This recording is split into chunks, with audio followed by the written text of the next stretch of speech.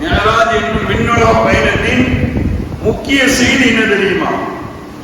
நம்மளுடைய வாழ்க்கையில் பிறரோடு, மற்றவர்களோடு, நாம் சுற்றி இருக்கக்கூடியவர்களோடு பேசுவது, உரையாடுவது அது ரொம்ப முக்கியம் என்பதை இந்த சமுதாயத்திற்கு இந்த மிஅராஜினுடைய நிகழ்வு கற்றுத்தருகிறது. உரையாடல் ஒவ்வொரு மனிதனுடைய வாழ்க்கையிலும் இருக்க வேண்டும். எல்லா நேரத்திலும் எல்லோரோடும் கலந்து பேசுவது, அப்படிப்பட்ட ஒரு நிலை, அப்படிப்பட்ட ஒரு பழக்கம் அது வாழ்க்கையில் இருக்க வேண்டும் என்று மிஅராஜ் நமக்கு சொல்லித்தார். எந்த சந்தர்ப்பத்திலும் இந்த உரையாடல், பிறரோடு பேசுவது அது இழந்து விடக்கூடாது.